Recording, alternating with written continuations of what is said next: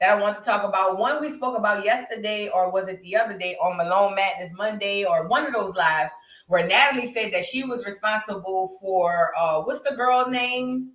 For Krishan's career. And I was just like, yeah, girl, no, that's not true. But a couple other things took place on that interview, and Natalie looked drunk as a skunk. And you can tell she was just firing off. And Cam was loving it all. And I guess she don't like the results of the interview. So now she's blasting Cam Newton and his team, basically saying like, yo, like y'all played on me and y'all thought y'all played. No, this is what Natalie's saying. Natalie is saying y'all thought y'all played me, but I played y'all because I just basically played into it. We'll get into it. Y'all come on in, get the likes up on the video. Shout out to everybody in the building, y'all. Shout out to everybody in the building. Thank you, TD, for the super chat. Of course, per usual. Every time you pull up, you always pull over and pop all the way out. Thank you, TD, so much for making it rain. Love you so much. I make it rain. I make it rain. I make it rain on them hoes. I make it rain. I make it rain. I make it rain on them hoes. Thank you, TD. She says, good morning, beautiful and talented Boo. Thank you. Thank you, thank you, thank you. Good morning to you. I hope that you have a blessed and wonderful day. And I hope everybody in the chat have a wonderful day as well. Not just TD. It's just her right now because she the one put the super chat on here. You get it? But thank you, TD. I appreciate you. His Wonder Woman, thank you so much for the super chat. Now, y'all, let's get into the show. Now, I want to say I have an honorable mention on here that I want to talk to y'all about. Just give me 2 seconds. Hold on 1 second. Somebody say, Voo, you look tired. Girl, I be high. Is the cost of living. Sometimes, yeah, because I use herbal essences before I meditate. So yeah, it depends on if I meditated before I took my shower and came on here, then yay, I'm gonna be over here looking sleep. Oh, I love being free. It feels so good to be free and come on here and tell y'all I be high as the cost of living and not care. Oh, it feels so good. Oh, I feel like when what's her name? When Jill Scott character in Married and Why Did I Get Married? She said, and that man, that's how I felt when I let it out, girl. I looked tired because I was high as the cost of living, girl. It felt so free. It felt free, girl. I know what that lady felt like. Oh, I know what she felt like, girl. It felt free. I don't have no job. I don't answer to nobody, bitch. I'm high as the cost of living. Do you understand me? High as the sky, bitch. I'm high-fiving the Jesus. White Jesus and black Jesus, bitch. I be high. So it is what it is. Let's get that out in the open so we can move on. No, but seriously, though, when I meditate, I smoke before I meditate. So sometimes, depending on where the meditating fall before I come live, I might have to meditate a little closer to the live. So I might come on this bitch sleep. You feel me? But I'm up. We up. We up. Come on in. Get the likes up on the video. Y'all, I love y'all. So I swear to God, every day I understand why Monique was saying, I love us for real. What a crazy is. Every day I get on here, I understand more and more why Monique said, I love us for real, my sweet babies. If I come on here hollering my sweet babies, I'm higher than high, bitch. I done got a hold of some shit, girl. I'm telling you, let me stop because I don't want to even put that type of juju on me, girl. Now, did y'all see this? This mother, we talked about this before. We got these teenage kids who are ruly and you can't tell them nothing. But the worst part is you can't tell their moms nothing either. Now, this lady decides to record her 1717 in Louisiana. That's grown. At 17 in Louisiana, you can go to prison with the old folks. Baby, at 17, he would have did my house like this. Oh, yeah, I would have got 2 real niggas to bat the piss out of him. I ain't even gonna, oh, girl, please. How y'all living like this? Girl, the way I would have changed the locks on that door, girl, Anyways, I'm judging. I am judging. Because y'all wait till them children get 16, 17 and be done pop you across the head and then y'all come to the village. No, because when the village, I'm pretty sure your mama, your daddy, you had a grandpa or somebody that tried to get a hold of this little boy when he was 1, 2, 3, 4, 5. And I know you was around there saying, don't touch my child. Don't nobody tell my son nothing. Now he popping you upside the head. And now here we go. Yeah, I gotta say that part. I gotta say that particular part. Because I'm tired of y'all coming to the internet, and then when we tell y'all I told you so, then we don't need no judgment than what you here for. Because we're not going to pacify you. We're not. And let this be a lesson to the people who have little kids now. The book said, I didn't say it, the Bible said, spare the rod, spare the child. At least that's what my mama said. The book said right before she used to go upside our head. You see what I'm saying?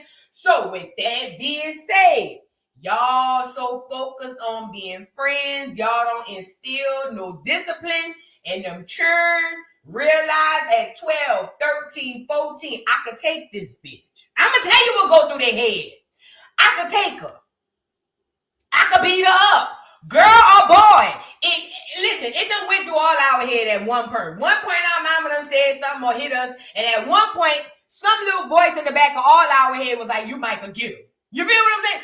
Everybody, I don't care who you is, call yourself perfect. Y'all know y'all like to get perfect on the internet.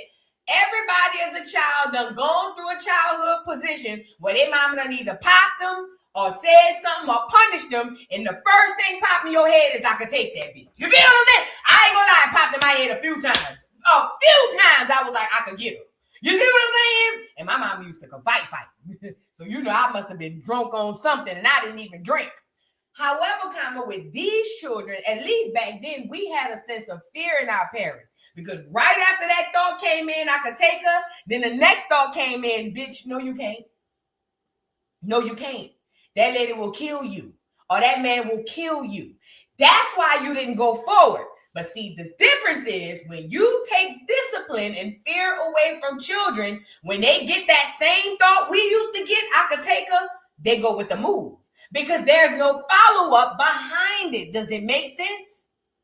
So let this be a lesson for y'all with little children. I swear to God, you can discipline your children and still have a wonderful relationship with them. I swear. You don't have to have it on one extreme or the other.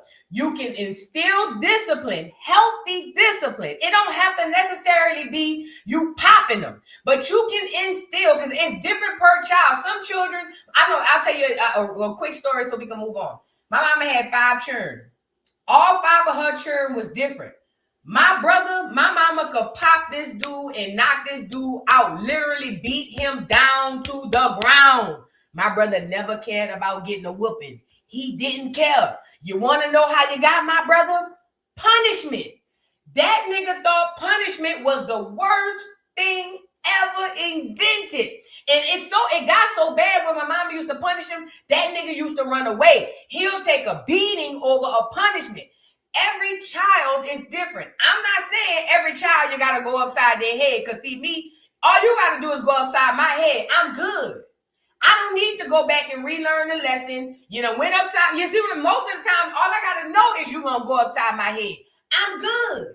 You see what I'm saying? Punishment for me is a whipping. You can put me in my room, girl. Leave the TV in here. I'm be in here watching Mama's Family all day anyway. It's cool. So every child is different. Find what discipline works best for you.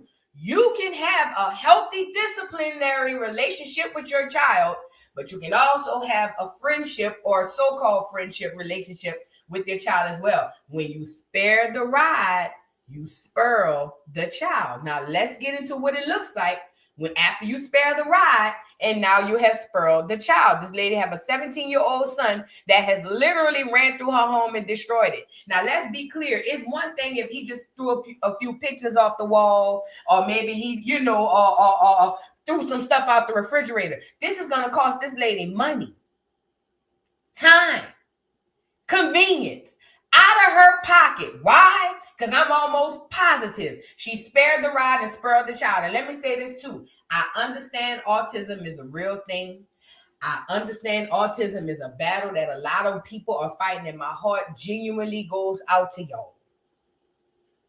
But I ain't gonna hold you. After I can speak for me. Matter of fact, I'm not. Y'all know where I'm going with it.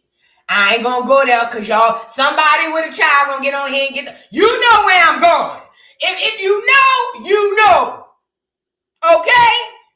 I get it. My heart goes out to you. I get it. Matter of fact, I can't even say I get it because I never experienced it. And I pray to God I don't experience. My heart genuinely goes out to people who dealing with that because I done seen it. And it's horrific to see. It's horrible in sight. But at certain age, with certain situations, you're not gonna kill me. That's just me. But everybody different.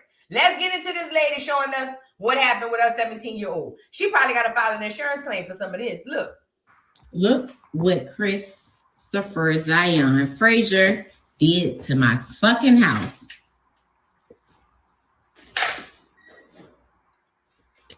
All behind me asking him to wash the fucking dishes. This is what I come home to. When she said he did this because she asked him to wash the dishes, I knew right then and there, you ain't never played with your 17-year-old son. What made you think you was going to play with him today? You asked him to wash the dishes, and that nigga tore your house down to the ground. All because you asked him to wash dishes. You didn't take his game away. You didn't take his car. All you asked him to do is wash it. That tells me everything I need to know about your son and how he's been raised. This is a product. You ever heard the old saying, you reap what you sow? Okay, sowing a seed is planting.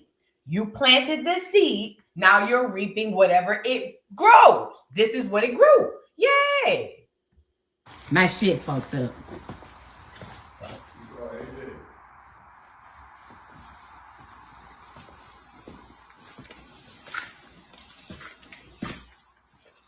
Look. Broke my mirror. All this shit. Because I asked him to wash the fucking dishes.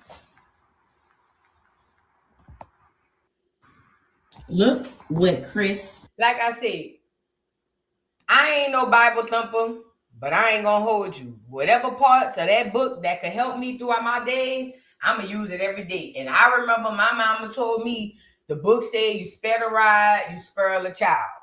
I see this shit play out on a day-to-day basis. Y'all around here sparing the rod. And I'm not saying spare the rod meaning pop your child. Some of y'all children need to be popped. Oh, yes.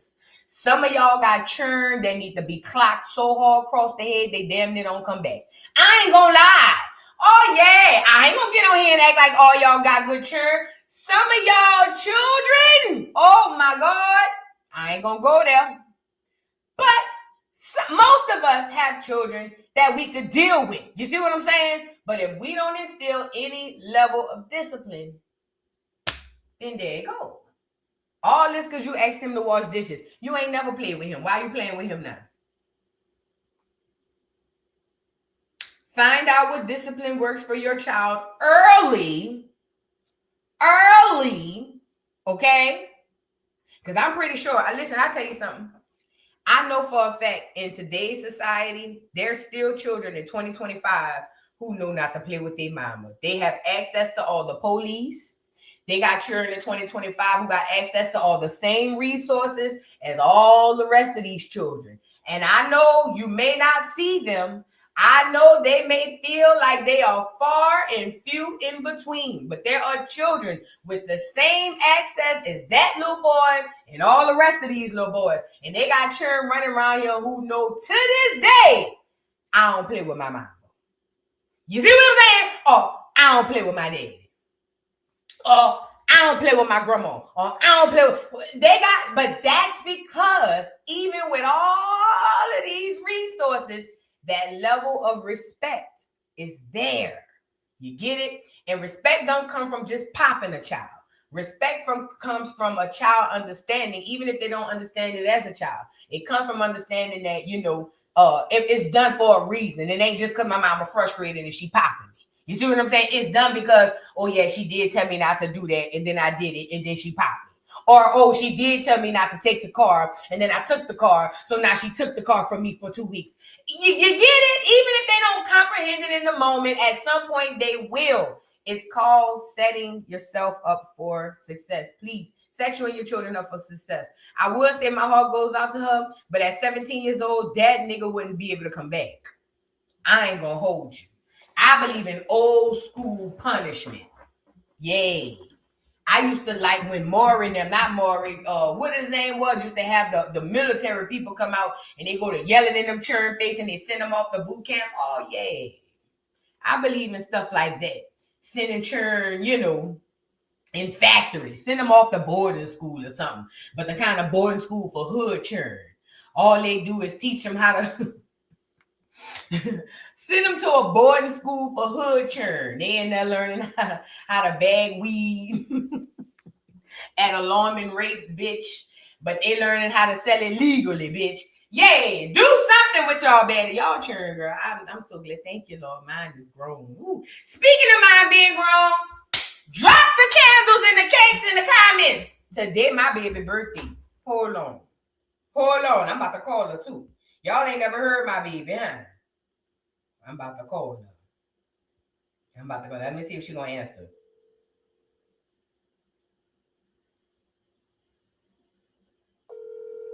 Let me see if she's going to answer.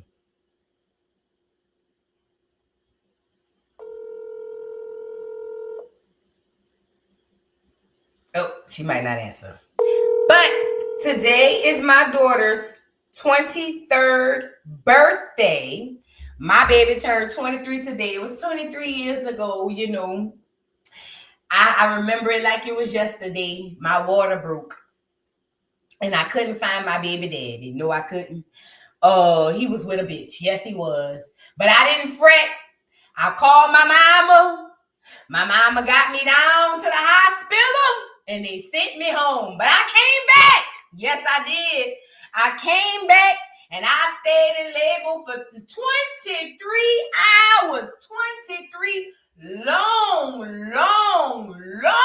hours, baby. Yes, I did.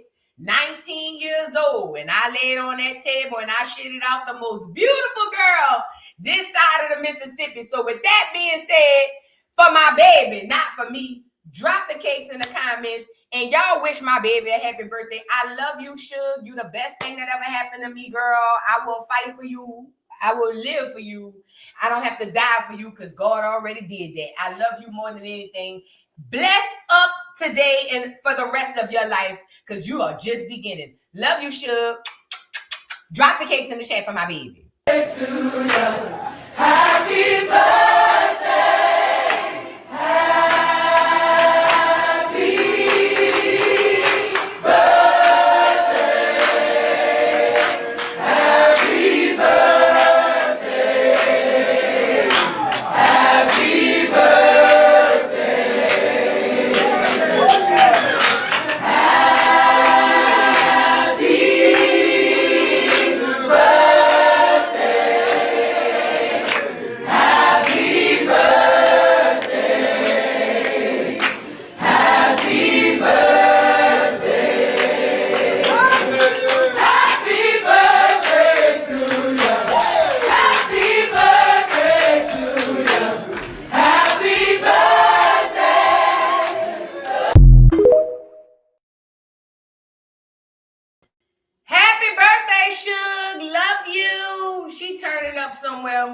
Somewhere where I can't be, child.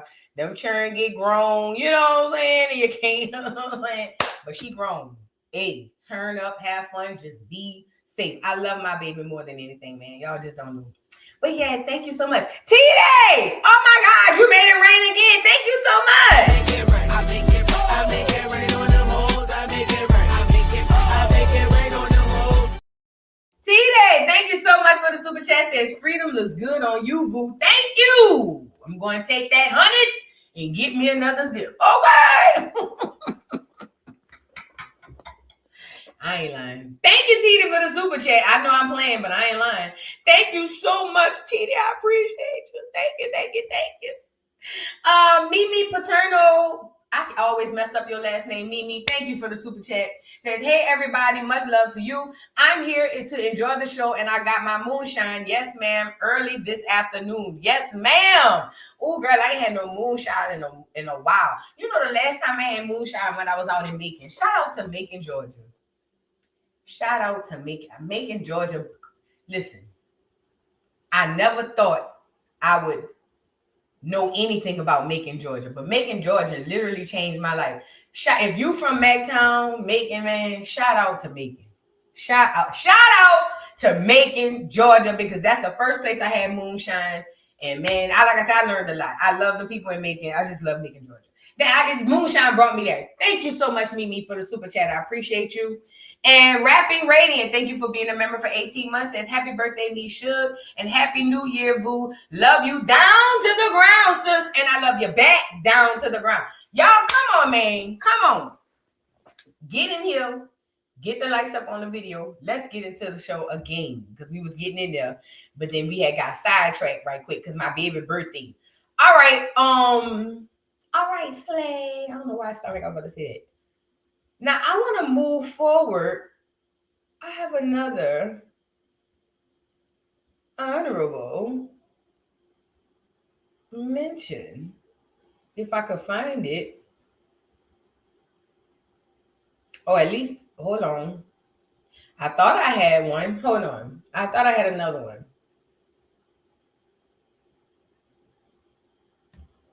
We got one. Look at God. He always give me one. And I wasn't even really looking for it, but yeah, we're going to talk about this. Because this is about financial literacy. Financial literacy, let me say this to y'all. It ain't got nothing to do with going to school. It ain't got nothing to do with having degrees. It's just about common freaking sense. If Johnny had 2 apples, bitch, you see what I'm saying? I don't give a damn how much money you have. Financial literacy always boils down to if Johnny had 2 apples. What do I mean by that? If you making $1 million, you don't need to spend $1 million. If you want to remain rich, you spend below your means. If you want to work for the rest of your life and struggle in hopes that you can maintain $1 million, then you spend at or above your means. But so many people get so caught up in the metaverse world and what it looks like that they spend so far beyond their means that they find themselves working like a dog day in and day out. And they life passing by, and yes, they had all these nice things, but they can't even enjoy them. Here's Toya Bush Harris. Perfect example. She's a billboard of what not to do if you ever got any money. Toya Bush Harris has been renting and buying homes literally every other year for the last 10 to 15 years, and she thinks that shit is cute. She building homes from the ground up. It'd be one thing if she was finessing the system like my neighbor taught me. My neighbor taught me that he buy houses and knew this is a game I'm going to give to y'all because he gave it to me. He go find brand new subdivision and be the first ones to get the houses. Right before the subdivision is finished, he sell the house because the value of the houses go all the way up, but they all the way down at the beginning. I'll give you an example. This is free game, y'all. This is the white boy from across the street told me. When he first moved in my subdivision, his house was $250,000. By the time I moved in, the house was $300,000. By the time he moved out, the house was $450,000. So guess what he did? Sold that mother effer, went moved in with his mother-in-law, and they do that all over America, nigga. The world, Craig. And when he told me, it's a clear man. When he told me he do that, I said, oh. And he pocketing the money. Because remember, if you buy the house at $250 and now it appraises at $400, now he got $100 and something in his pocket. Him and his wife was doing that. So unless that was happening, I know that wasn't happening here. Then I don't understand why anybody would think that it was smart for them to keep going around every other year buying and renting new homes. As a matter of fact, it's the most dumbest thing you could do. And that is free game. Because let me tell you something. Hell yeah, Dina. Look, Let me tell you something, because I love them as neighbors. They were so sweet. A young, clear couple, and the lady had a little girl, and she had one on the way. I never forget. Clear, they was nice. They used to look out for my house and everything. Man, I swear to God, when I tell you that clear man told me that, because I was like, why y'all leaving? Oh my God, I love y'all. That clear man was like, oh. And when he told me how he did that and why they do that, and this is the gag. This one made me know I need to have a space for my daughter to always return. They were doing this, making money over fists, right? And in between houses, like, because he knew that the stock market and everything was about to rise for the housing industry. So they knew not to rebuy another home. Her mother, his wife's mother, had land and homes on her land.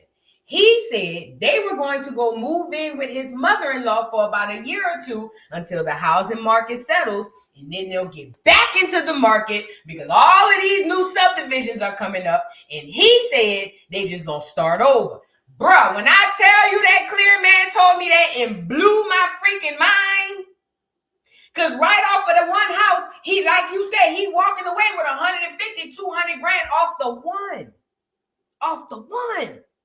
This why generational wealth is so freaking important, because you need to be able to have, listen, even if you call it scam and cheat code, whatever, the clear's been doing it.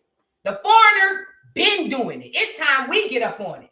What I'm telling you is, even if we feel like, oh, it's very imperative that we have a place for our children to come whenever they need to. Because in those type of situations, hell yeah, I got a house. Come on. You and the family. And this is the difference. They got a compound. They got a whole house. Her son, her daughter, and her husband and her children could go to. Get like that. And I'm not talking about be like a clear person. I'm talking about being smart. Think. I know Boosie got a compound, and his dumb ass smart enough to even know that part. Hello? Even Boosie slow ass smart enough to know to get a compound and let his kids know they can always come bike. That's the kind of mindset we got to get back into. I get it. We come up under the era of 18 years old. You got to get out. Man, we got to go with that. Depending on the child. Some of y'all children got to go at 15, as we just saw. Anyways, let's get into Toya Bush Harris about talking about putting a $600,000 down payment on the house. And her son's tuition is $30,000 a child. Remember, they got people whose houses don't cost $600,000. She didn't buy the house for $600,000. She put down on the house. And again, I ain't no financial illiterate. I ain't go to school. I just know Johnny had 2 apples. That's all I know. And I know good and well this is the dumbest thing she's ever done. But that's the kind of mentality you fall into when you living for everybody, trying to keep up with the Joneses, living in the metaverse. You get it? Let's get into her reasoning on why this even makes any sort of logical sense. Y'all like the video, girl. This is crazy. That like, oh, he's got to work so hard because she wants this house and she wants this. I think the people just mad, you know, and I don't know why, because we as Black women deserve all of that. Mm-hmm. We deserve a man that's like, I want to take care of you. And let me say this too. A lot of people in Toya's defense, what she's talking about is a lot of Black people feel like Toya is a kept woman. She don't work nowhere. She wake up, she play tennis, she go sip her wine. I love that for Toya. I think Toya being a sparrow pillow princess or what, I love that soft life for Toya. I would never be upset that Toya lives a soft life. I think the difference is you doing it to a Black man, and it's kind of like, we still got to look at Eugene and be like, but damn, Eugene working his fingers to the bone. But up until recently, I was feeling like that because I see Eugene like to work. That's where his other family be. Hello? But what she's talking about is people being jealous because she feel like, and I get it, people feel like, oh my God, Toya need to work, Toya need to work. Actually, no, Toya don't need to work. Toya married well. I'm going to say it again. Actually, Toya don't need to work. Toya married well. Regardless of how it looks to you and how you feel they should have got it, Toya is right where she's supposed to be. Okay? We deserve to have a man that is intelligent and that is setting the way for our children. You know what I'm saying? He is a great example to follow. And so why are you hating on this man for wanting to spoil his wife? Right. You know what I'm saying? Let's be clear. I make a lot of money and he knows it. You know what I'm saying? I just told him the other day. I said, hey, you should be very happy. You don't have to pay for any of this. You know what I'm saying? But when I need you to, you can. And I appreciate that. How do you guys split the finances? So let's be clear. That's the first time anyone has ever asked me that question. And so I can appreciate it. Thank you for giving me the floor to tell y'all all about it. Okay. So how we started. I was, when we first married, a pharmaceutical rep, and I only paid for. Okay, so does it bother you when people say that? Rep, and I only paid for the electrical bill, the cable bill, you know, the small bills. That You was was like, turn that heat on. right, Oh, about $80. If the bill was under $100, that was my bill. Okay, Who ordered Netflix? Exactly. Now it's not like that. Okay, so I pay for my son's tuition, which is about $30,000 per kid. That's I pay no for joke. anything they have to do as far as their clothing. I pay for all of our homes, any down payments for our homes, any furniture. Yes, That's a lot. yes, but he pays the mortgage. Okay, And but that so- down payment's a big chunk. Baby, that That's down a big payment. chunk. I So it sounds like Eugene is saying, okay, if you want to keep moving in all these homes, take your housewife check and you put the down payment on it. Now, the down payment are typically 20%, sometimes more, of the house. That means her house got to be what?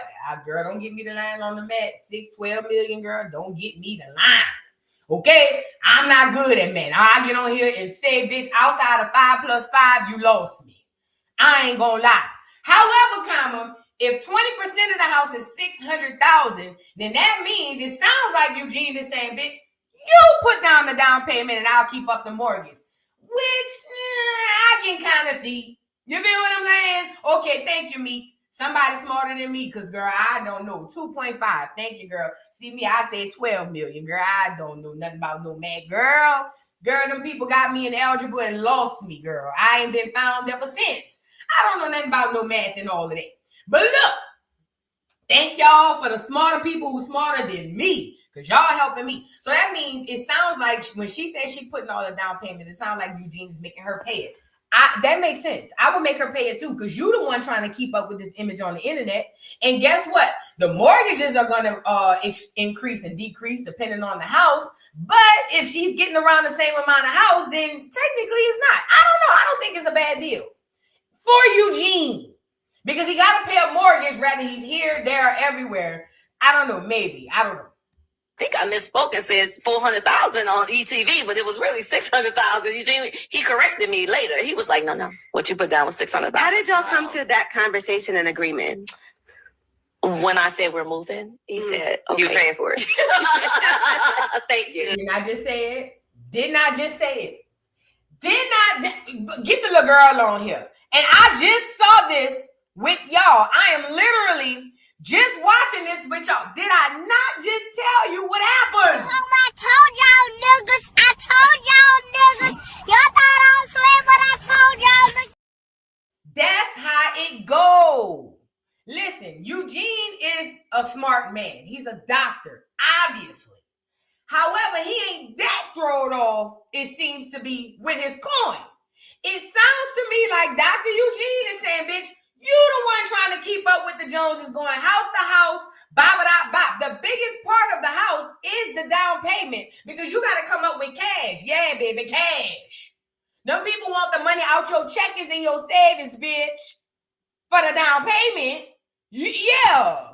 So what it sounds like he's saying is, you the one making this money on the housewife. You the one going back and forth house to house. So you pay the biggest portion of it. You pay the down payment. I'll keep up the mortgage. If they're already running a $5,000, $10,000 mortgage everywhere, they go anyway. He not gonna hurt no chip, no chap, no way. All he got to do is keep up the mortgage that he's already comfortable paying. It makes sense. But I told y'all that's what he was doing, because that's what I would do. And I like Dr. Eugene.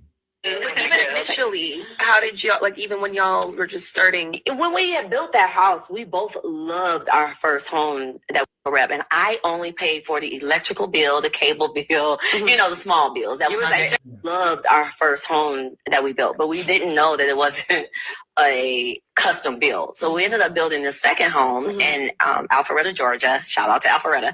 And we're over there, and it was great, but you know, I just didn't feel like that was the end all be all. The housing market was booming. And when I tell you, my neighbors were making millions of dollars off old homes. And I was like, well, just think about how much we could make. Right. Ours is only 2 years old. Right. And it was great. And so he was like, yeah, but Toya, I don't think y'all was doing that because y'all don't stay in no house long enough to make no millions of dollars off of it. See, when Toya was saying that her neighbors were making millions of dollars off of old homes, it sounded like once these neighborhoods was coming up and the housing market went up, people's houses value, the value of their homes went up. So people who, if like I told you, if I spent $250 and now the value says that my house is $450, then I get to walk away with the $2. But Toya, that's not what y'all was doing. Y'all literally buying houses like y'all renting them bitches. Like y'all losing money. as long as you're doing it and it makes sense. And so I was like, well, let me just find something closer to our boys' school, the bus. Loved our first home that we built, but we didn't know that it wasn't a custom build. So we ended up building the second home. Let me say this. I don't know what's in Toya and them pocket. Toya and them might got so much money in her pocket where they can afford $600,000 to put down on a house. Who am I with my broke ass, with my poor ass? You see what I'm saying? But what I'm telling you is I've seen this happen on many occasions. A lot of times people put large down payments on cars and houses, and they don't. I've done it. They got me like that. With an Ultima, bitch, they got me like that.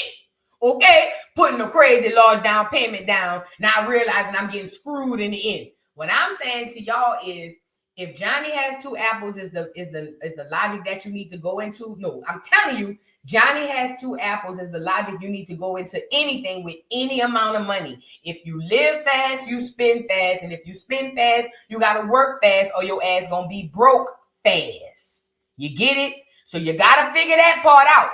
So if you live fast, you spend fast. And if you spend fast, unless you got money coming in faster than you spending, your ass gonna be broke.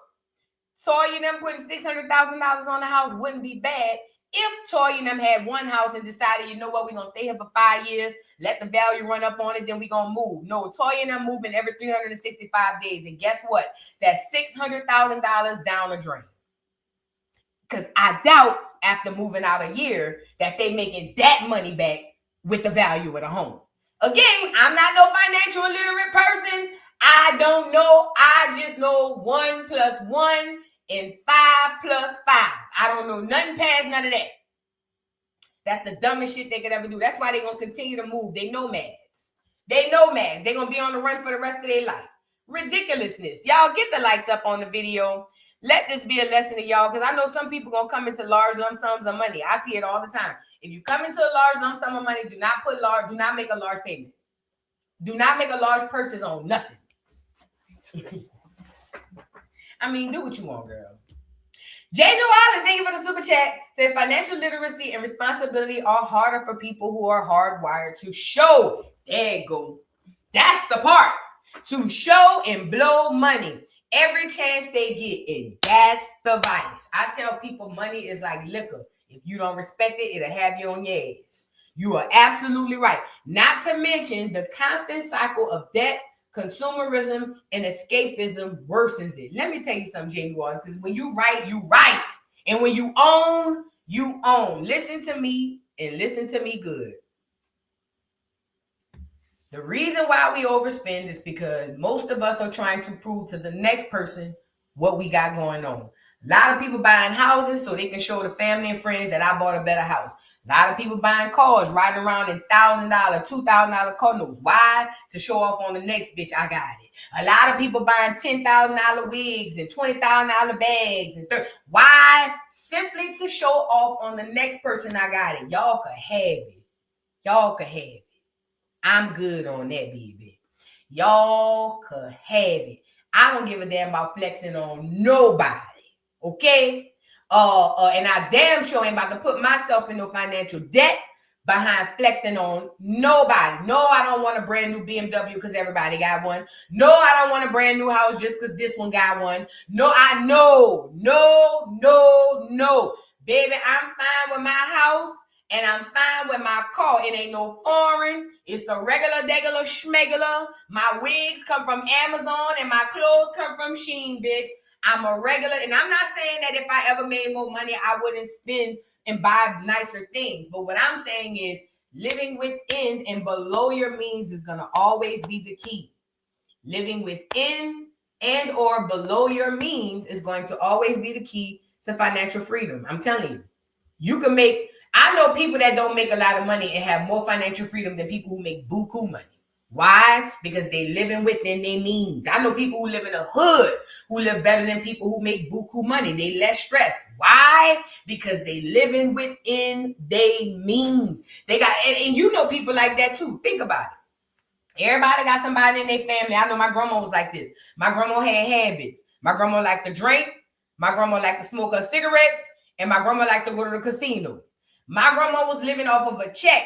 So what my grandma did to live between or live within her means, my grandma made sure she paid her bills. She put her cigarette money on the side. She put her bill money on the side. She put her little casino money on the side. And this, I ain't gonna lie, it's a repeated cycle that's kind of asinine, but it worked for her. My grandmother had more financial freedom than people who was making buku money because they were so stressed about how much going out. They were so stressed about how much coming in for how much going out. So again, financial freedom don't have to necessarily mean you're rich. It's just about a mindset. I tell y'all and I tell you again, money is like alcohol. If you don't respect it, it'll put you on your ass.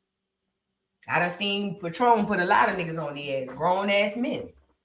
I done seen grown ass men fall out on Jameson. I done seen, you see what I'm saying? So I'm just saying. Y'all get the likes up on the video. Thank you for gifting 10 memberships, Jay New Orleans. And if y'all receive one, please make sure you thank him personally. Thank you, and thank you so much yourself for becoming a member. Y'all get the likes up on the video. Shout out to y'all, man. I love y'all so much. I love us for real. I love us for real. I do, I swear. Rochelle 13, thank you for being a member for 16 months. Says, hey boo, happy birthday to your baby girl. I love your channel. I love you too. Thank you so much, and thank y'all so much for y'all support. Shout out to y'all, man. Key V 26, thank you for the super chat. Says, love you, boo. Love you too.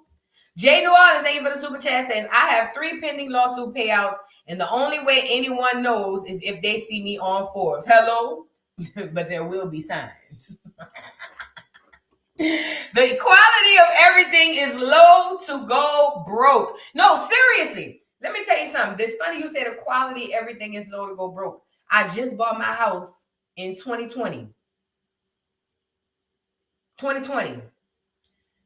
I had the man come look at my shower, and the cracks, there's cracks in my tile, in my shower, in my master bedroom, and it's causing a leak in my roof downstairs in my kitchen.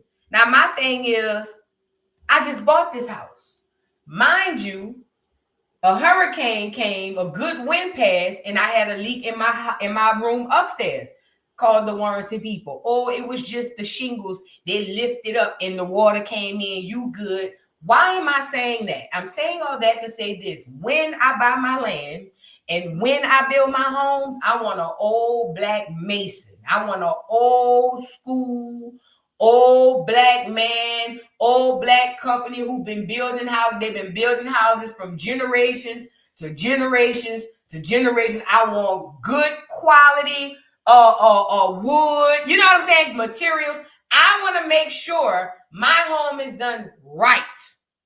Okay? Because these houses that they throwing up in 2 days ain't worth 2 nickels rubbed together. I'm telling you, because I bought one. I'm telling you, because I bought one. They look beautiful, but they ain't worth 2 nickels rubbed together. I want old brick. I want old wood. I want my house to last like Madam C.J. Walker, bitch. Oh, yeah. I want my great-grandchildren to be like, oh, my grandma's house. Yay. Not these little flimsy things they've been throwing up. These, you won't even be able to say that's my house in 10 years. Girl, these houses ain't worth 2 nickels. Do you hear me? And I get it. I'm not trying to brag. I mean, not brag. I'm not trying to deter nobody from going by their house. Buy your house because you need your experience and you need to understand how it is. But I'm telling you now, these houses ain't worth a dime. They're not. They are not at all. And it's funny that Jen New Orleans brought that up because I was literally thinking about that right before I came live, and the man was telling me why the inside of my ceiling was leaking, bitch. I just bought this house. What you mean it's cracks in the tile? Bitch, I just got this house. Girl. J. New Orleans, thank you for the super chat. Says lifestyle creep is when people increase their spending when their income increases. And when a job loss happens, they lose it. Offshore off themselves, right? When they get laid off and are 300K plus in debt. Yes, let me tell you something. Just because you make more money, don't mean you got to spend it. That's a fact. And also, just because you make more money, that means you should really watch it more, man. Look. Because you never know when you got to go back to broke or go back and scale down. J. New Orleans, thank you for the super chat. Says, I want a house so old the Underground Railroad passed through. You know what? Every time I look at houses, I be looking to redo or renovate old houses. Yup. Y'all know the difference between old houses. Older houses have more brick on them. You know what I'm saying? Like I be looking at, there's this one in Macon that sits like off. It's an old house. You could tell it's an old house, but you could tell that bitch was built probably about 100 years ago, but that bitch standing tall. Do you hear me? I always look at that house and say that I buy that house. I sure would. I want me an old house, baby, because these houses, girl, a good wind, a huff and puff, and they gonna blow all this shit down. Y'all better hope a bad hurricane or something don't come, girl. And I don't care where you live. I don't care where you live. It's like that everywhere. Now let's get into. Oh, girl, Benzino looks so bad. Oh my God. Why? Jesus. Let's get into Cardi B. So we all know Nicki Minaj has been getting a lot of backlash lately because of her stuff that she had going on with Turning Point USA. Nicki Minaj went on the right-wing couch. She went right-wing, so that messed up a lot of her fan base simply because she went right-wing. But for me, my biggest issue with Nicki was she got on them people's stage and she played on us. She got on them people's stage and she shitted on us and made us seem like we were inferior, like we had issues with insecurity with these people. She basically turned cold on us. And that was my problem with her. I didn't give a damn which side she was on. Don't go on there cooning for us or on us. And that's what she did. So all that's going on, Nicki's getting canceled, girl. I heard they got a petition to get her up out the paint, girl. They say 60,000, 70,000 people have signed a petition to get Nicki Minaj deported, girl. Y'all is different, but I'm here for it. I ain't signed it, though. I just haven't seen it. Well, fast forward, Cardi B, because, why not try to capitalize off this drama? She has been showing y'all little snippets of her and Steffon Diggs, and people are just taking these 5-second, and it's literally like either snapshots or 5 or 2-second clips. Y'all don't even see Cardi and Steffon make out for like 30 seconds. Every single clip that y'all damn near see of Cardi and Steffon is almost like a mistake clip, like a oops, like a off guard, and then she tried to turn it into something that is not to paint the narrative. So for instance, say he dropped a piece of candy and he bent down in front of her. They'll take that little bite and then put it on Twitter and be like, oh, y'all, look at Steffon Diggs thinking about getting on one knee. And then look at all of the bars. Not bars. What they is? Barty gang. Look at the Barty gang. Yup. That man love him some Cardi. Yes, he does. One thing about it, 2 things for sure. Y'all can say what y'all want, but that man loves him some Cardi. Look at how he got down. Look at his knee. He ain't even put no knee pads on. See, he love him some Cardi. That's how y'all be. And I be like, oh. I be like, bitch, I'm living in the Twilight Zone. I swear to God, most of the time I get on the internet, and the only time I scroll on the internet now, and it's been like that for the last 3-4 years, the only time I scroll on the internet is to look for content, bitch. I don't scroll for fun. If I'm on this, bitch, I'm making money. Okay. But I'm serious. If I'm on this, bitch, I'm making money. If my head down to that phone, it's money upstairs. You get it? At any rate, they take these little small little things and put it out there, and I know what Cardi and her team is doing. Y'all don't know. And because y'all see that, y'all go with the move thinking that this is that and this is something that is not. And these people be miserable behind the scenes. And this is the worst part. Y'all get to fighting with us like as if we saying something wrong. The bitch is miserable. I don't give a damn what she posts on the picture. Now, fast forward. We see they post their little snippets. We saw where he was for Christmas. We saw where she was for Christmas. Two holidays where you know where you stand, bitch. Valentine's Days and Christmas.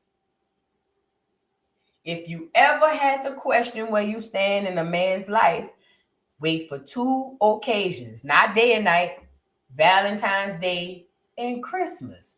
If that nigga want to take pajama pictures with you on Christmas, you the first one, fat. He love you the most. Maybe.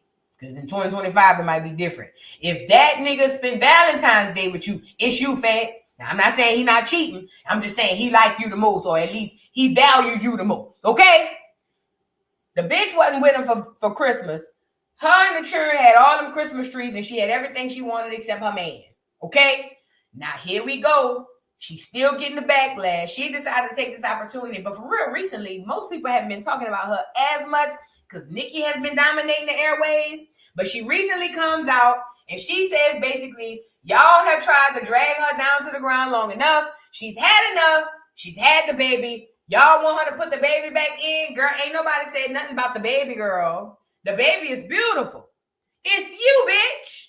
It's you. We ain't telling you to put the baby back in. We telling you put your coochie up. Yeah. We never asked you to put the baby back in. We never asked you to unhab the baby.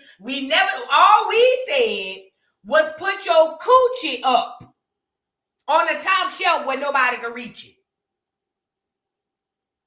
That's what we said. We ain't said nothing else. Just put your coochie up. But here we go. Tangling, twisting the words to make it fit your narrative. Go ahead on, fat. Let's get into it. Cardi B has had enough, and she made that loud and clear after the internet spent days dragging her relationship with NFL star Steffon Diggs. It says, on Monday, the rap superstar hopped on Twitter to address the non-stop chatter surrounding Diggs spending Christmas with his other children and their mothers, while Cardi remained home with their newborn son and the 3 children she shared with Offset. As timelines filled with speculation, judgment, and unsolicited relationship advice, Cardi finally snapped back in a raw emotional video urging everyone to back off. Y'all need to calm down. Y'all need to calm down. Is y'all cool? Y'all been dragging me for 3 hours or 3 or 4 days. Y'all become and y'all been a little bit too mean. I'm not quoting her. I'm gonna let her say it.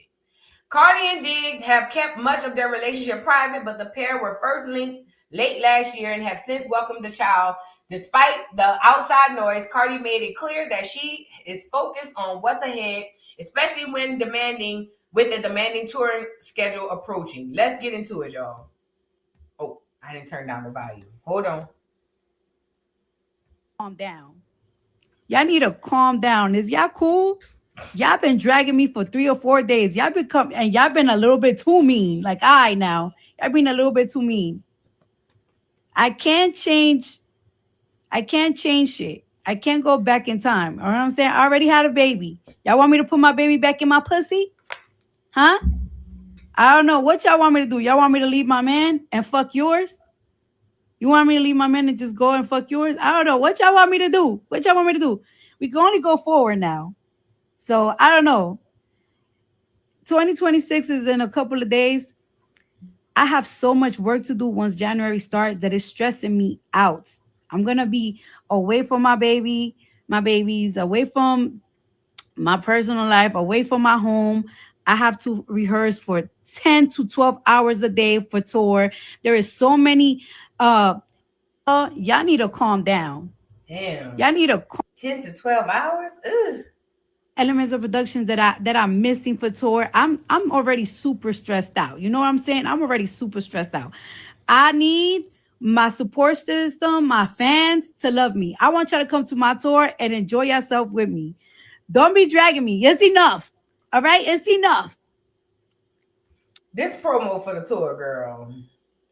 And you know what's crazy? The way music works in 2025, nobody goes for the actual music. People go for the experience of the tour and of the concert. Y'all ain't going for the music no more.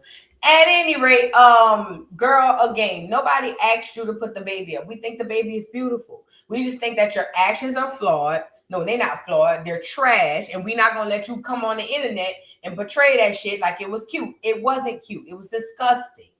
It was horrible, bitch. That's what it was. And we weren't going to let you do it. So, no, don't try to move the goalposts and say, y'all want me to put the baby back. And, no, I ain't trying to. Girl, put your coochie on the shelf.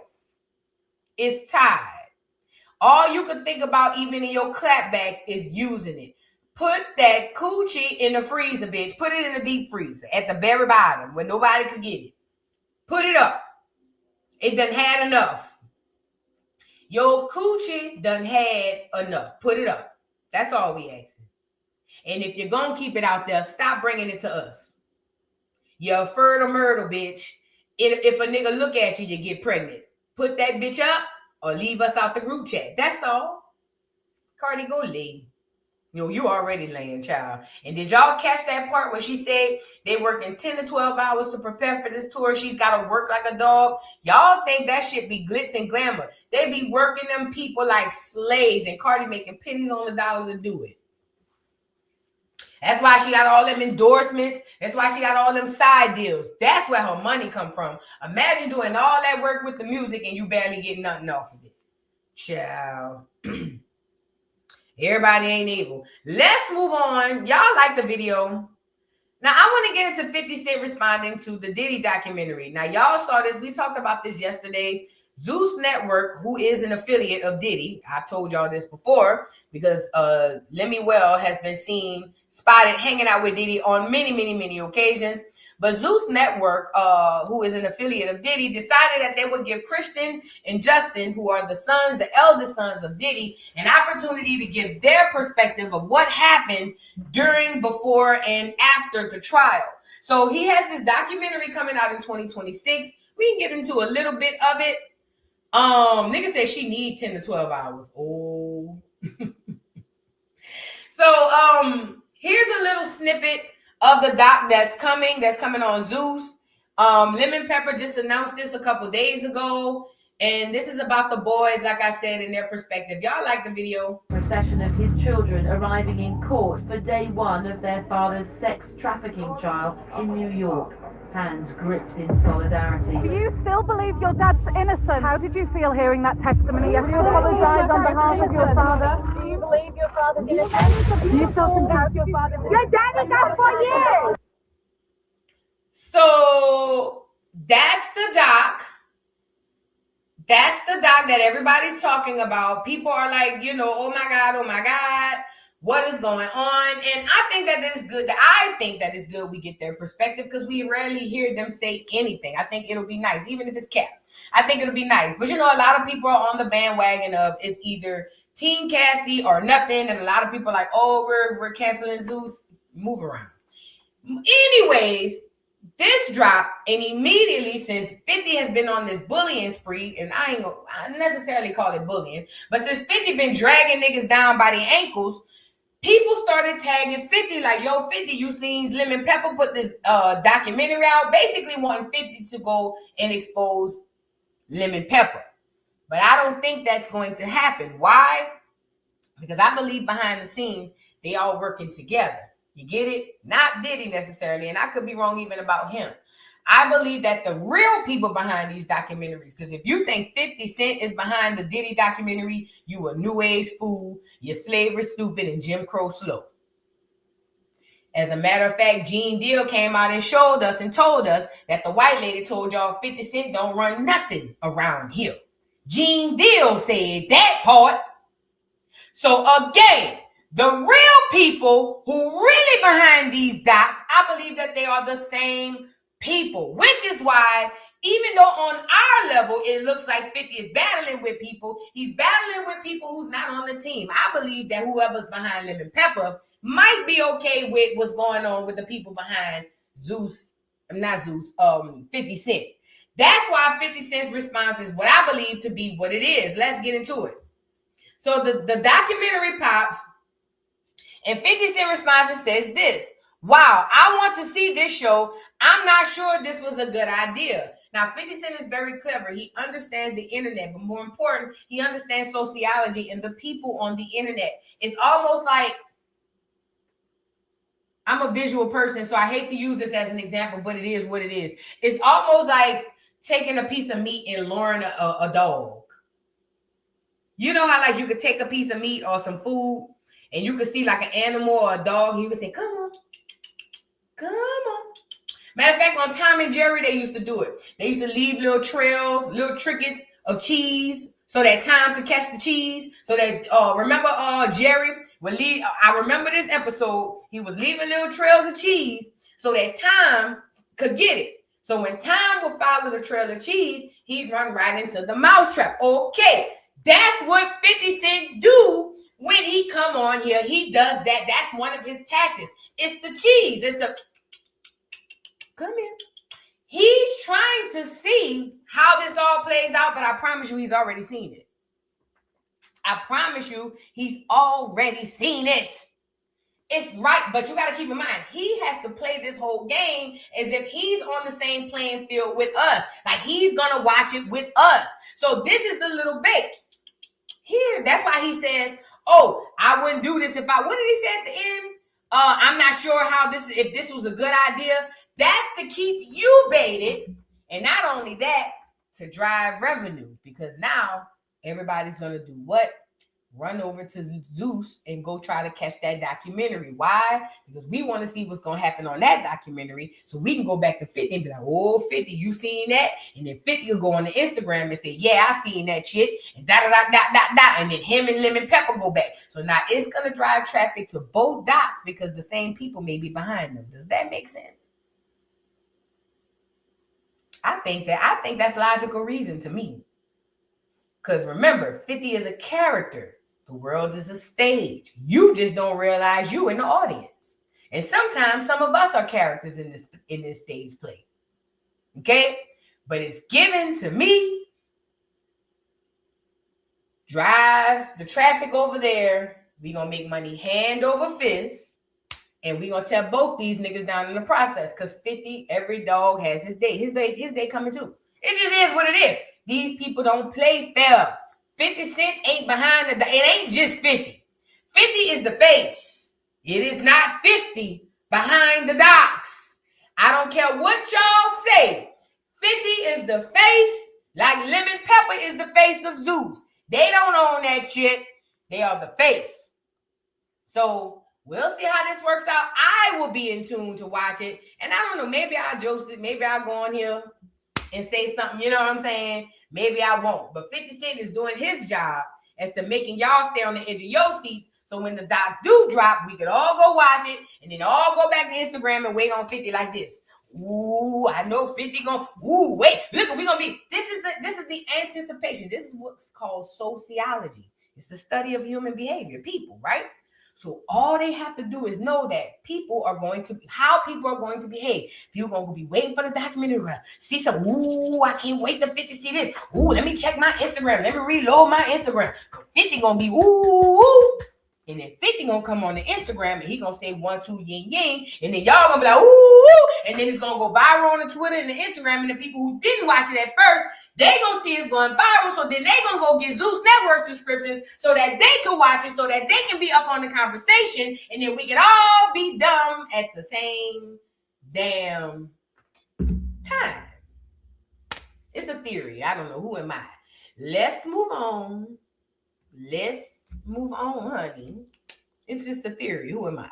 You know, but it sounds about right to me. I've seen it happen on many, many, many occasions. Bobby V, let's get into this. Yeah, it literally is. That's exactly all. That's all it is.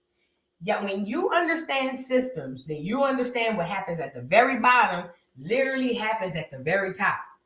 What happens at the very bottom of every system happens at the very top. Shit rolls downhill, not up. So if it's fucked up at the top, then guess where else is fucked up at? You get it? You caught on. You got it. You got it, girl. You got it. Most people won't get that. Bobby V. So, Bobby Valentino was accused of sleeping with Benzino, who has always been accused of being a punk. Okay? Nobody even cares if Benzino is a punk, though. That's the worst part. Like, who cares?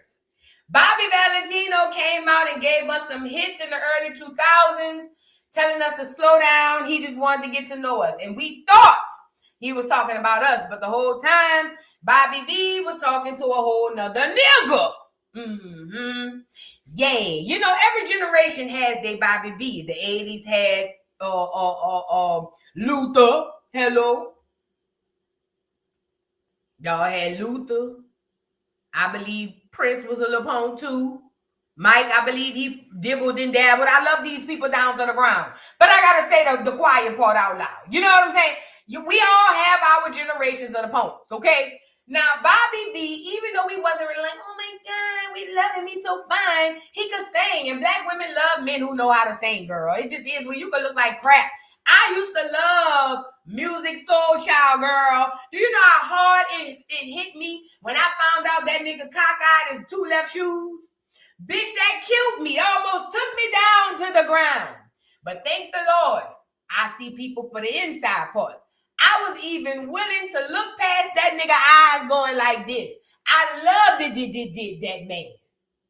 Or at least I thought I did in high school. You know what I'm saying? But it killed me to know that nigga eyes was battling each other like that down to the ground. He was so talented. The voice was so beautiful. You know what I'm saying? At least that's how I was thinking. But I was still willing to move past it. I was willing to move past that nigga eyes. I sure was. Yes, I was. I was willing and ready to move past that nigga eyes because I love from the inside, not the outside. Y'all can't, y'all hoes would have ran. Oh yeah, I'm a different type of girl. Y'all hoes would have seen that nigga eyes do this and y'all would have ran. Not me. I love from the inside. So guess what? I'll adjust. I just stop looking in that nigga face. You feel what I'm saying? Buy that nigga a cute pair of glasses every day. You know what I'm saying? Keep that nigga head, keep his shade game up. You know, whatever it is, because I love from the inside out. Everybody can't do that. I'm a special bitch. You feel what I'm saying? But at any rate, we never really liked Bobby Valentino like that. You know, we thought he was a great singer, you know, drop the hits, boom, boom, you know. We was here for it. He was a good feature artist, but we never was like, oh my God, we love him. But we've been hearing about Bobby V getting it in the booty since he came out. Duh. Bitch, they was saying that when that nigga was saying slow down. And yes, I was living in Atlanta around the time, so maybe I had a closer ear to the streets. But at the end of the day, girl, we been saying Bobby Valentino was a punk. Like, we don't even see him with girls. Like, I don't understand. I get it. Certain people, no, I don't understand. Everybody think Bobby Valentino a punk. Everybody. Girl, who don't? Let's just get into the story. Althea came out and told us that Bobby V was all up in her house with her man, and she thought they was friends. Whole time they wasn't friends. He or her husband or both of them was getting it in the booty. She don't know which one. Now I done showed y'all yesterday. Benzino stayed at a hotel with a suspicious nigga loving him a Red Roof Inn. He love a Red Roof Inn and a suspicious nigga putting his shirt on. Okay. However, Benzino came back. He wouldn't deny the allegations through text. He damn sure wouldn't even deny them on camera. He talking about everything but the child of God, except I did not have sexual relations with that little boy. He didn't say that part. And that's the part that tells me that whatever Althea said that nigga did, he did it. You get it? Because the first thing I'm address when I get on here, let's say somebody said Vu got ran on in the alley. Let's say Vu went in the alley and let them boys play with her coochie. The first thing I'm going to come on here and say, that's a damn lie. I let them come to my house. I'm just playing. The old me would have said that. But that's the first thing I'm addressing. Baby, I don't go in no alley, baby. I let them boys come to my house, baby. I'm a respectable bitch. And all my hoes is respectable. Okay? That's what said. But that's the first thing I would address because, bitch, if you're gonna tell it, if you're gonna drag for me, bitch, drag for me on the truth. Don't drag for me on the lie. Okay? But Bobby never said, not Bobby, Benzino never came and addressed that. So that told me that whatever they said he did it. You know, it's just obvious. I don't know. Let's get into Benzino's original reaction. And then we're going to get into some other reaction, girl. We're going to get into Bobby Valentino reaction. Girl, y'all is smashing. Y'all is smashing. And I don't even want to know who's doing the bending. It's disgusting. Forget about who I'm with. And basically, listen, I could still be with her, but just come down here and be with her too. No, absolutely not. You're disrespectful and you're delusional. Now, she loses these properties and she's had a mental breakdown. She was just released from a mental facility, say like a week ago. Yeah, let me tell you about that. So the last 5 months, she's purposely kept my son, my 10-year-old, out of school. Purposely. Right? I ain't seen this woman, been around this woman in 7 years. She been left, she been try to do her own thing, and God bless, I didn't get involved with none of that. I moved on and kept it moving, right? We're not even gonna discuss any of our relationship back then because I want to forget about it, and I have forgot about it, right? But since we've been on so many shows with her, forget about who I'm with, and basically, listen, I could still be with her, but just come down here and be with her too. No, absolutely not. You're disrespectful and you're delusional. Now, she loses these properties and she's had a mental breakdown. She was just released from a mental facility, say like a week ago. Yeah, let me tell you about that. So the last 5 months, she's purposely kept my son. Okay, Bob. I mean, not Bobby. Benzino. All right, but did you have sexual relations with Bobby Valentino? See, that's what I be trying to tell y'all. Y'all, sometimes people tell you the truth in the things they don't say. Yeah, y'all don't know how to watch people. Huh? I'm gonna teach y'all how to observe people, how I be observing. See, sometimes I could squint my eyes without having to actually squint them, right? And a lot of times I find that people tell you so much with what they don't tell you or what they don't say. I find so much truth in what people don't mention. It's ridiculous. You know what I'm saying? And Bobby Valentino, not Bobby, Benzino came on here and addressed everything except that. That tells me that that's where the truth lies. You definitely in there smashing on that little boy. Because if it was a made up, bogus falsity, you would have went ham saying that. But you didn't because you are, allegedly. So that was his response. And Bobby Valentino done came out since then. Hold on. Look at Bobby Valentino. He looks so gay. Look. I want to keep saying my name. I'm suing everybody that lying on me from now on. I'm tired of playing games. It's cool, nigga. Want to keep saying my name. I'm suing everybody that lying on me from now on. I'm tired of playing games. Girl. That's what Bobby had to say. So neither him nor Benzino are denying the allegations. Mind you, Benzino was hanging out with Stevie J, who we found out is a punk as well. So there's that. I just don't understand. And then ew. Could you imagine Benzino bending over and getting pumped in the butt? Because I just got a visual and I feel like y'all should get one too. Could y'all imagine?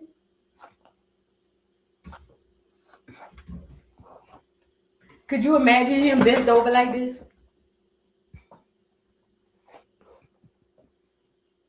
You know how niggas sometimes grab your shoulders from the bike?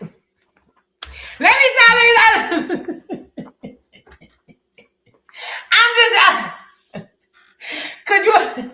Could Bobby V even reach the shoulders, bitch? Like, I mean, it's just so many questions. It's so many questions I have. I don't know,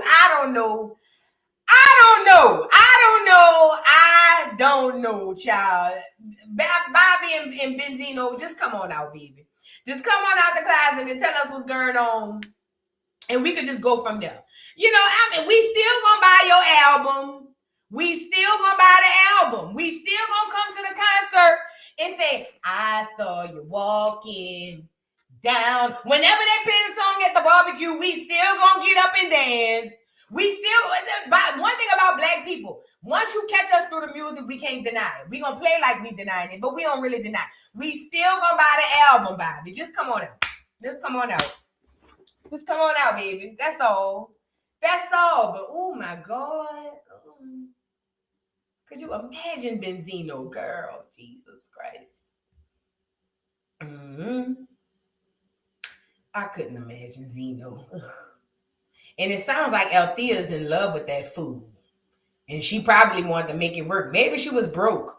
And maybe she realized, well, hell, girl, shit, I might as well get back with my baby daddy. At least he gonna take care of me, girl. You get it? I mean, I would. I'd try to go back. If my baby daddy had money, I'd try to go back to that nigga. You're damn right I would. Bitch, I got this baby. How old your baby is? 23. Bitch. If I was down on my luck and my baby daddy was rich and had money, yay, bitch. Going back to my baby daddy, and what's up? How old your baby daddy? How your baby is? 35. What's up? Bitch, that's my baby. He's mine. That's my baby daddy. Yay. If he had money, girl, please. Girl, yeah. We on and off. We on and off. I don't care. Bitch. When y'all look, then this how you make a bitch feel mad. When y'all hoes get on and off with your nigga, don't nobody tell y'all nothing. Yeah, we on and off. So what's up? He got money. We on and off. So I feel like Althea was trying to go on and off with Benzino, but he too much of a punk. He didn't want to go that far. So he said, oh no, that's too much. You know, I think that's what it was. He said, I done dipped my foot too far into the punk pool. I can't go back. And I think, Althea, you waited too late, fat. You should have been right with him when he wasn't sure. When he was just a punk under pressure. That's when you should have went popped him. You see what I'm saying? That's when you should have put your time on and solidify your spot. Because he wasn't sure. Now he done dipped and dabbed all the way through that pool down in Atlanta. It ain't no stopping him, fat. It ain't no stopping him. You done lost him. You done lost him. You gotta catch him. You gotta catch him before. You gotta catch him before they know for sure. When he's just having the dreams. When he's just thinking about it. And he might be watching it in the phone. That's when you should have caught him. That's disgusting to think about. Oh Lord, I think my man gay. Let me hurry up and marry him. Bitch, what? What the fuck?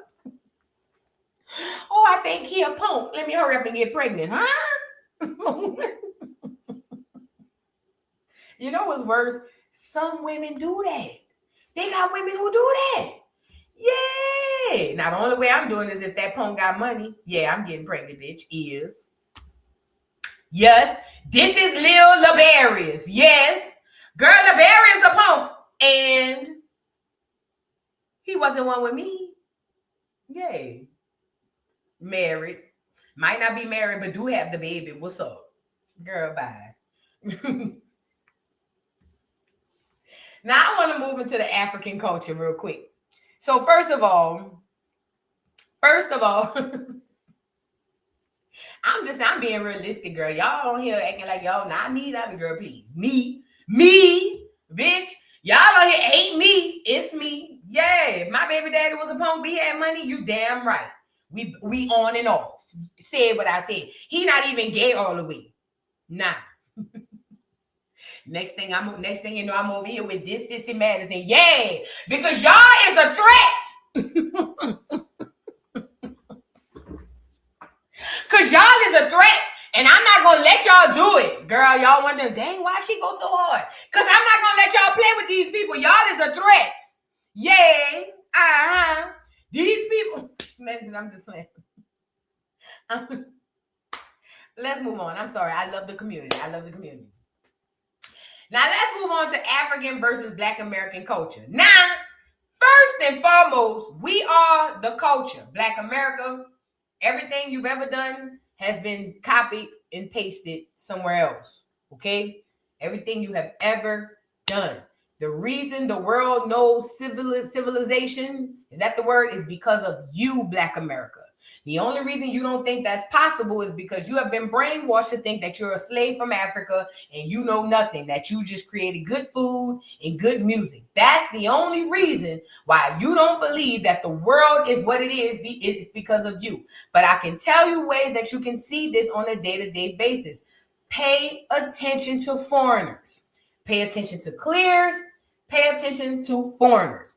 They literally walk like you, talk like you, act like you, eat like you. Every single thing you do, they do.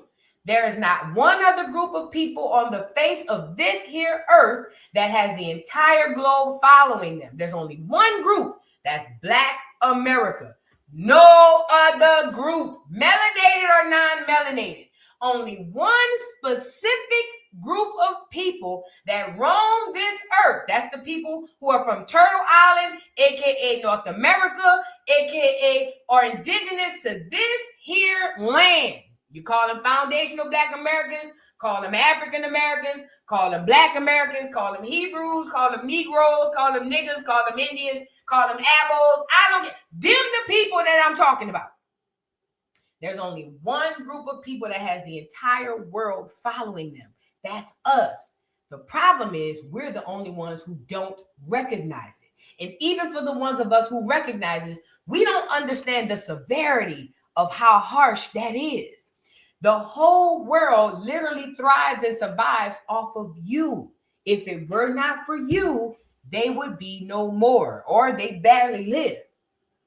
Everything you do is being studied and watched. And you think it's just by white folks. No, it's being studied and watched by every single person on the earth. Now, I'm not saying every tribe or every civilization follow us, because they got some tribes and some civilizations that's off to the side, don't want nothing to do with us. I'm not talking about them. I'm talking about ones who aspire to live in Western civilization. They follow the blueprint, of Black America. Not white America, not Asian America, not Caribbean America, just us. Unfortunately, a lot of our trends get taken, and they get taken and done wrong. For instance, drill music. Drill music was a thing. Let me see if I can pull it up.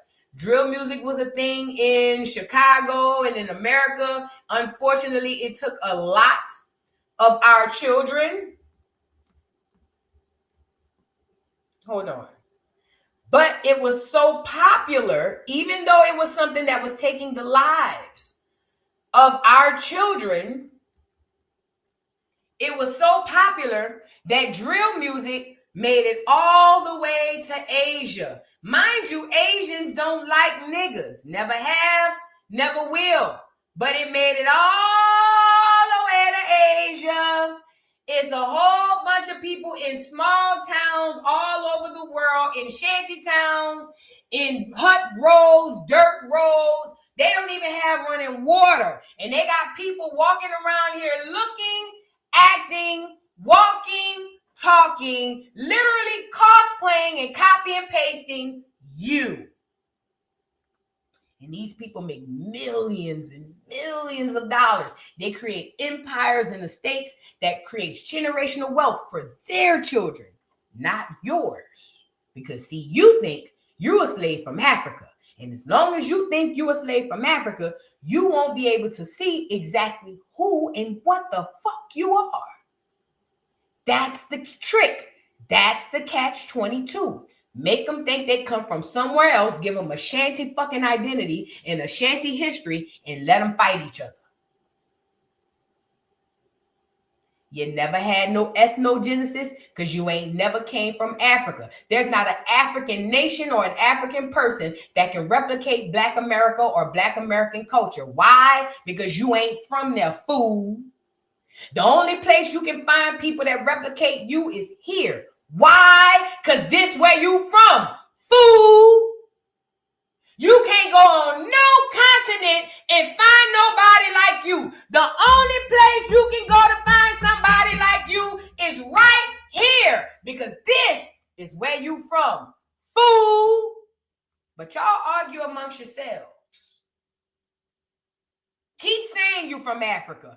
Keep chipping away your identity and giving it to Africa. And you're going to see where you're going to end up at. Fast forward. So, where was I? We come up with trends like 90 going west, and everything we come up with, they take. They only braid hair the way they braid hair. And I'm talking about Africans, Mexicans, all of the melanated people. The only reason they braid hair the way they braid it is because of us. Us. We was the ones with the designs and the braids. We was the ones, everything we've ever done, they do after us. I need you to understand this. And this is why a lot of times when they take a lot of our shit, it goes over there and they go crazy with it. One of the trends was the lace fronts, right? One thing about Black America, we had our moment in the 80s and the 90s where all our mamas put perms in our heads. It wasn't their fault. They put a new product on the shelf and it was an easier way to doggone to manage hair. Our mamas thought it was the best thing. So it is what it is. But even our mamas knew not to put wigs on our heads. Even our mamas knew not to put glue in our heads. As a matter of fact, I remember in the 90s when tracks started being real popular and everybody started wearing tracks because contrary to your belief, before wigs, people were gluing pieces of hair called tracks in their head. But prior to that, even having tracks was a bad thing. Girl, it was only lit if your real hair was long. Okay? Back in my day, it wasn't fire to have the weave. As a matter of fact, you got ribbed for having the weave. See, back in my day, you was lit if your real hair was long and thick and pretty. Okay? Now, fast forward, it becomes fashionable for us to wear wigs and weaves and things of that nature. But even we know in America never to do this to our babies. Why? Because number one, their hair is growing. You don't want to put no glue or nothing on their head and impede the process of the growth. Number one. Number two, they babies. We don't put wigs on our babies. We just don't do that. Now, 12, 13, 14, they think they grown. Yeah, we might let them put a wig on. But babies, hell no. And we damn sure ain't putting no glue on it to glue down to the baby's head. But also, there's a hair texture difference here. We've spoken about this when I talk about braids. Black American hair texture is completely different from African hair texture. I'm not saying that people in Africa don't have good hair. A lot of them are mixed, but I'm not saying that they don't have good hair. What I'm telling you is the texture of a Black American's hair versus the texture of an African's hair is completely different. That's why our hair grows longer. We would know that if we got off the wigs, but our hair grows longer than the typical African. Not all Africans, but the typical African, because our hair texture and our hair pattern is completely different. So like our babies come out bald head in about a year, hair down their fucking back. Too much hair. You see what I'm saying? Put a 3 in the chat. We get a bald head. Matter of fact, we know if our children come out with buku hair, chances are they may not have that much hair. But if our children come out bald head, we know this baby gonna have more hair than we could even imagine. We know this baby gonna have the thickest, longest, craziest hair because the bald head baby typically grows to have the most hair. That's in Black American culture. Now in African culture, their hair don't grow like that. I'm not being funny. It's just the truth. Their hair don't grow as fast or like ours. So when their babies come out bald, they typically be bald for a long time. Now look at the lady hair in the picture. Their hair don't typically grow as long. I don't know if it's the temperature. I don't know if it's the climate. I don't know if it's the diet. I don't know if it's genetics. I don't know what it is. I've never looked into it. But we have differences in our culture and even in the way we deal with things. This lady, apparently it's a trend in Africa to now put lace fronts on the baby's head. But let me tell you why they're doing this. Their baby girls don't grow hair like our baby girls. Us, we could take some grease, some water, a comb, and a brush, and we can have our little girl hair down their back. By the time, if we start at babies, we can have they hair down their back at 2, 3, 4 years old. That's how Black Americans' hair is. Because our hair grows differently and it grows faster, whereas their hair don't grow as fast. So they babies might be 1, 2, 3, 4, 5, 6, 7, 8, 9, 10, and still hair never really get to growing the way that it does. So I believe that that's the logic behind putting lace fronts on babies. But knowing what I know about lace fronts, and I'm 42, and even I don't want to put glue on my forehead, I understand that that is torture. Let's get into a little bit of the Africans. Now there's a trend in Africa. I don't know which part, probably Western, but there's a trend where they putting lace fronts on babies' heads, and I feel so bad for the babies. Other babies crying during 1-year frontal installation. Do you see that style? We would never have to use a lace front to put that style on our little girl's hair. As a matter of fact, that style comes from us, Black America. Nobody in Africa knew to do their hair like that until we did it over here. That's a Black American style. That's an indigenous acorn Black American style. And we don't need to put a wig on our baby head. We know how to get the comb, the grease, the edge control, and we just make it pop off with their real hair. Even if we got to put little extensions on the end of their hair to give, I remember back in the day, we had a Get It Girl ponytail. There was this song called Get It Girl, but it was basically a little spiral curl ponytail that everybody was wearing. We called it a Get It Girl. I remember back in the day, my mama let me get a little Get It Girl ponytail, okay? So I could even see adding little extensions to the ponytails. But putting whole wigs on, we don't do that to our babies, baby. We don't do that to our children. Let's move on. Yes, my baby's sitting pretty. I don't know if the look, this is what they got to do to get their baby's hair. And if the babies are growing hair, you gonna stunt the growth with this bull crap. If the babies are growing hair, they ain't gonna be able to grow it with you putting the wig in the Black America. You have to understand who you are. This is bigger than the babies with the lace fronts. They take in our culture and don't even really know what to do with it. You have to understand, Black America, who you are. The problem is you've never known who you are. That's why we in this repeated hamster wheel of oppression and all these, because we don't know who we are.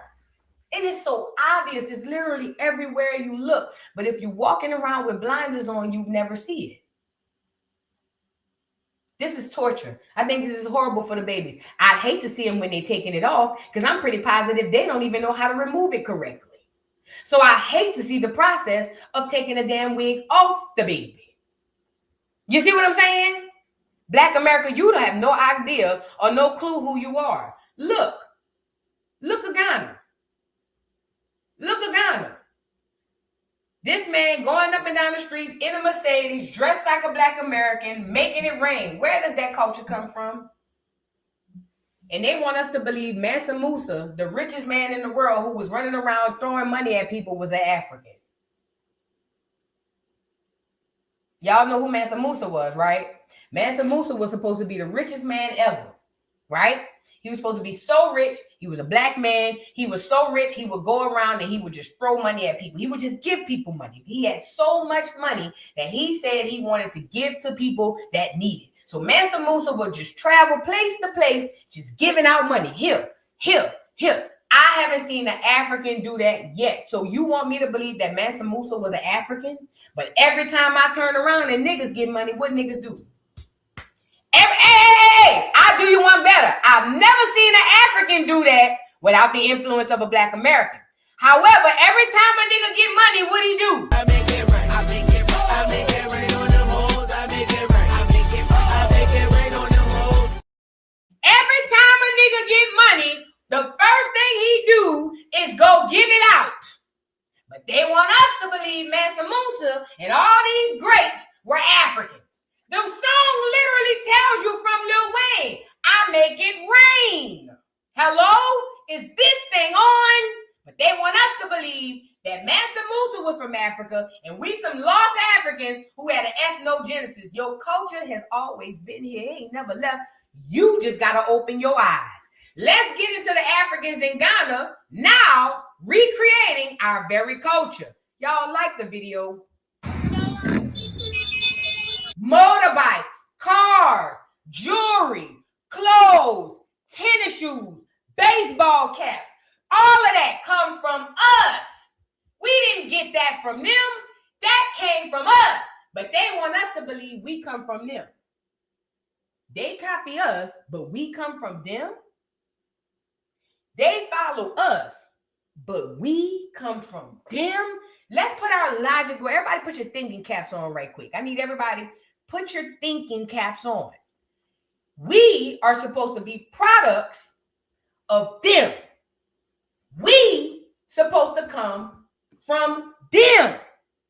We are supposed to be descendants of them. Yet, everything we do, they do. I've never seen the younger brother, big brother, the little brother. Oh, did I say that right? I never seen the younger brother, big brother, the big brother. This doesn't make any logical sense, guys. They want us to believe we came from Africa, but every time the Africans come over here, they copying us. Put your thinking caps on. This looked like a Rough Riders video right here. Them Africans wouldn't even know to do this if they never seen it on TV. They had to watch us. But we supposed to be Africans who had ethnogenesis, right? We some mysterious, miraculous Africans. They ain't never found another African like us, even in Africa to this day. They have yet to find another African group or people like us. But they want us to believe we come from Africa. Now, we can find more of us here, but we can never find us there. Only thing we find there is skin color. We never find us there, yet and still, they want us to believe that's where we come from. Let's get into some more of our influence. This is the Africans in Ghana.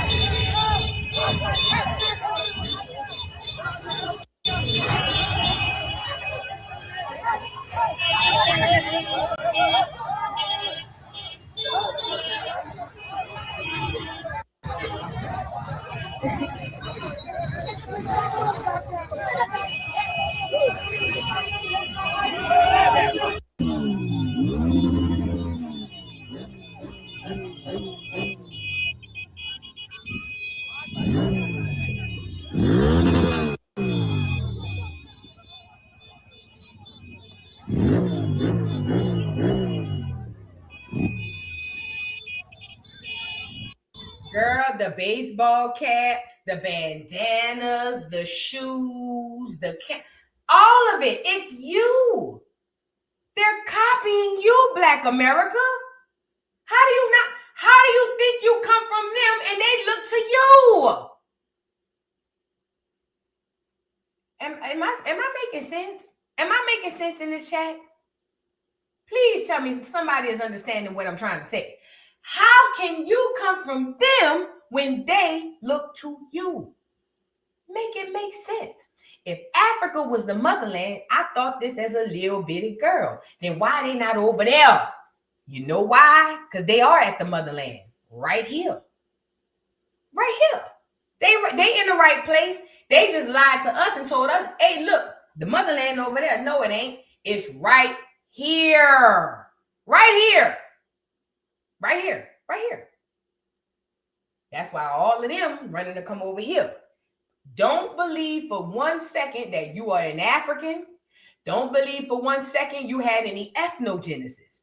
Don't believe for 1 second that you even come from there. Your soil and your roots come from this red clay here on Turtle Island. I don't give a damn what DNA test tell you. Until they can go match a person and say, that's your auntie, that's your cousin, that's your nephew, that's your this, that's your that, that shit is null and void. I don't give a damn what you could do with a goddamn a place. Fuck a place. Show me the people. I need to go see my people. If you can't bring me somewhere in Africa where I'm gonna meet my people, then I ain't from there. But I know many places here where I can find my people, dead and alive. Hello? Dead and alive. I can go anywhere across America and find my people. I can go nowhere on that continent and find my people. Only thing they gave you to connect you to that continent was that piece of paper that said you 20%, 30%, and 40%. You can't go find. You cannot go find a person. I'm sorry, I muted the mic. You cannot go find a person that is going to tell you that you are related to them and that they are related to you, or that your village or your tribe comes from. You can't find it. It doesn't exist. That's why they copy you and not you the other way around. Mansa Musa wasn't no damn African. That was a nigga. That was a nigga.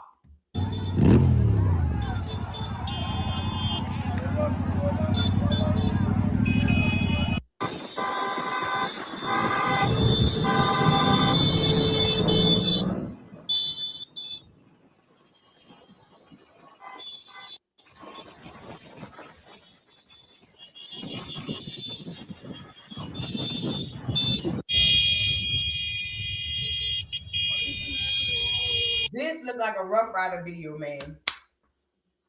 Nigga, if I wasn't paying attention to the background, I think this was the Rough Riders video. They literally, nigga,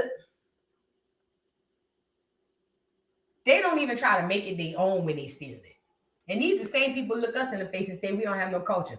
The biggest okie doke was making us believe that we came from somewhere else. No, you did not.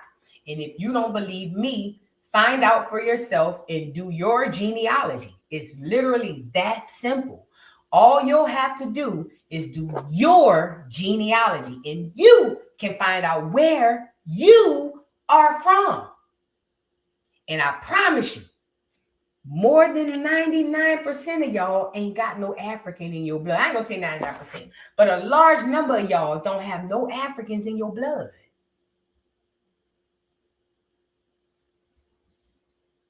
Saying all that to say, do your genealogy. That's the only way to find out. Do your genealogy, okay? Y'all like the video. We're going to get into this last topic with Cam Newton and what's that girl name? Natalie Nunn. Lord have mercy. So, okay, we're going to get, and I normally like to make those topics last because that's normally where I like to just get off. But I forgot we didn't do Natalie Nunn. Let's get into her. So, Natalie Nunn did an interview with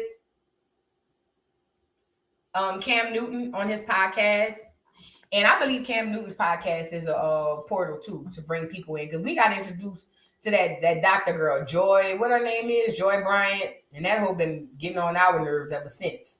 But I think he got a podcast that's a portal. I think a lot of these athletes coming into the podcast situation, they just a bunch of middlemen to, you know, make portals and all that stuff. But whatever, you know, to introduce new internet talent and things of that nature. At any rate, Cam Newton had this podcast, and why he invited Natalie over there, I don't know. But he had Natalie over there. And Natalie was drunk as a skunk. Y'all, I know me.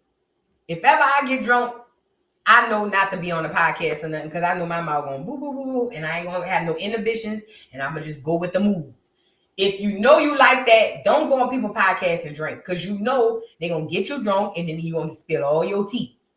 That's what happened, what it seems to be what happened with Natalie Nunn and Cam Newton. So Natalie goes to Cam Newton's podcast, and he was asking her a whole bunch of stuff. She even talked about Just Hilarious. She said that she created Krishan Rock's career. She was talking about all kinds of stuff, but you could tell she was drunk off that liquor. You could tell. Well, she made a comment about Just Hilarious, basically saying when she went to the Breakfast Club, Just Hilarious called out and wouldn't come out there when she was there because Just is scary. She's not talented. She was saying all types of stuff, honey. And matter of fact, let me go get that video before we get into Jess's clapback. She was saying all types of stuff. And I guess Jess heard it. And Jess was like, bitch, don't play with me. Now, before we get into that, I want to get into what she said about Jess. Hold on.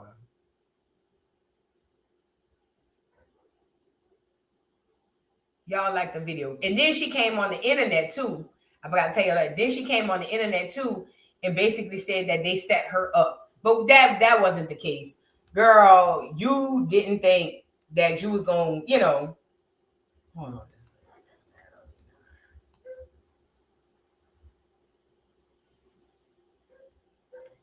Let's get into what she said about Jess. I had it on my story too, but I lost it. Okay, here we go. Y'all like the video, subscribe to the channel if you haven't already. Like the video. Let's get into Natalie and what she had to say about Jess. And I'm like, get up out of here. She gets up out of there, whatever. And then now she's on the Breakfast Club. That's how it went. And then now, like, it was like a year or two later, too. It wasn't even like, it was like, and then the Breakfast Club, we want Natalie and Lemmy to come up to the Breakfast Club. And I went up there with Lemmy. I said, I don't put my name on that shit because I don't even fuck with Charlamagne like that neither. But he was because that nigga was talking shit about me from 2009 when I came on Baddies, talking about you ain't never gonna be shit, bitch. I make more money than you, and I'm that bitch. So I'm like, okay, so I'm gonna walk in here at the Breakfast Club. So strong. Because it's annoying because motherfuckers was talking shit from years ago. Okay. And now I'm here back at the Breakfast Club, 2005. Like, I'm like, you said I was never gonna be shit. I was a big chin, ugly bitch, all this shit. You know, girls from Bad Girls Club. This is what Charlamagne said. Go, guys, go pull it up. He was like, girls from Bad Girls Club, they're never going to be anything. This is a dumbass show. Loud mouth, big chin bitch. Natalie Nunn thinks she's somebody. Oh, wait. So you keep receipts? No, they're on the internet. So then here comes this girl, and then now she's on the Breakfast Club, and I go back up there. And Charlamagne actually apologized. He said, I thought you were never, you know, like how a lot of people felt about Cardi B. They were like, she was never going to be shit, and she was like a stripper bitch, and yeah, like that. Like, that's how, so yeah, females are finna pop our shit now, because I promise you I'm making more money than Charlamagne. And here she comes, and I'm... I caught that last part. She said, I promise you I'm making more money than Charlamagne. You probably is, fat. Well, I don't know. He's signing all these podcast deals and he's selling people off in them podcast deals. So who knows? Either way, you can tell Natalie was tipsy. She had a one too many. You know what I'm saying? And she probably shouldn't have been on the podcast drinking. I would have probably been sober, even if I was a drunk. Bitch, I'd have took that 2 hours and been sober, bitch. You're not going to catch me with my drawers now, slut. Not today, bitch. Not you, Cam. Not you, G-string Cam. You ain't gonna catch me, bitch. I'm going in there sober as a goose, bitch. I don't want nothing to drink but water, and I don't want to eat nothing but air, bitch. I want to make sure I'm alert. Bitch, I'm going in there with the stomach growling. I don't even want to, you feel what I'm saying? Because I already know how y'all hoes get. That's just me. Now, after the thing, and then I go back to the regular scheduled program. But, girl, you was drunk, and you was talking your shit, and, yay, it went out. So Jess Hilarious saw it and Jess responded. This is what Jess had to say. My, I never heard her tell a story so shaken up before. You can literally tell her junkie ass can't even recall what happened as she's sitting there making shit up. But that little ass corner of a section that they had behind mine, which was actually free, knows exactly how it went down. Scotty, Lemmy, Bobby, Jackie Long, everybody saw Sober Up Johnny Bravo. Okay, so basically what she was saying was everybody was there and saw this, that, and the third, but according to Natalie, she says Jess didn't show up. Jess called out. And it was somebody else that said Jess didn't show up when they came. Is that a thing? Like, if y'all don't like the person, y'all just call out from work? Like, is that a thing? Like, oh, I don't like this person, so I'm not going to go. What kind of journalism is this? And, oh, girl called up right. You drunk, girl. You drunk as a skunk. You drunk. You need to stop. But Natalie saw that, and she saw some other clips that went viral. And Natalie thinks she's bigger than what she is, because she's really not. However, she's big, but she's not as big as she thinks she is. But Natalie saw that, and all that stuff went viral, and Natalie responded. And this is what she had to say, because she says that, what's his name? Cam set her up. She said Cam set her up, and she was had a little bit too much to drink, and she feels some type of way, y'all. Let's get into it. Get the likes up on the video. Hold on. Dumbass rude questions. Let's be for real. Like, I already knew he was trying to, like, you know, gaslight, manipulate, be a narcissist, and ask questions that were just not like questions. Like, I'm not dumb. I'm really, really smart. So I navigated around that interview, and I think people should study this interview. I think girls in Hollywood should study my interview for when people put you in these type of situations, how you can pivot out of them. Girl, what? Natalie is delusional. Why would anybody study your interview except to find out what not to do? Girl, you were all over the place. You were sloppy. What are you talking about? Girls should study my interview in the future so they know. No, they should study so they know what not to do.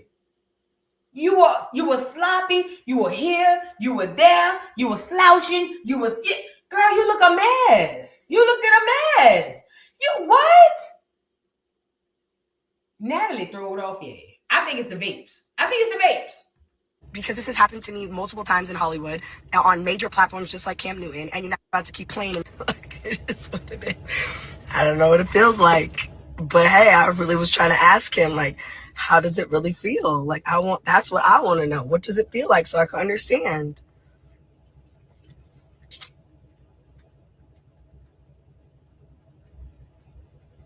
Like, what?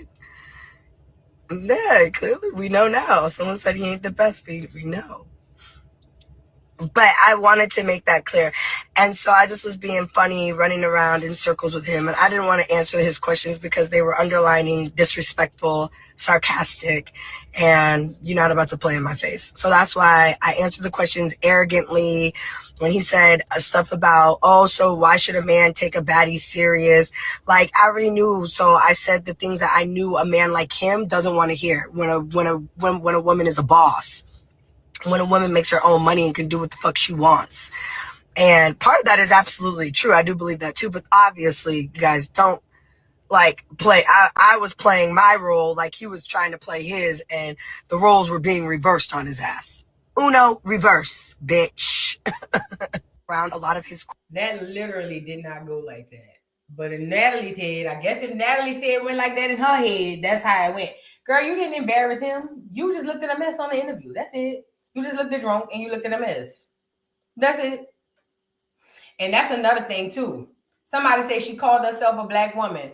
Shout out to the biracial people. And shout out to the biracial people who identify as black women 24/7. I can't stand the ones who do it at convenience. I've been telling y'all this. I've done videos on it. Natalie Nunn is conveniently black. It makes Natalie Nunn a lot of money to play nigga. We still don't know who her daddy is. Just because she have black looking skin doesn't mean her daddy is a nigga.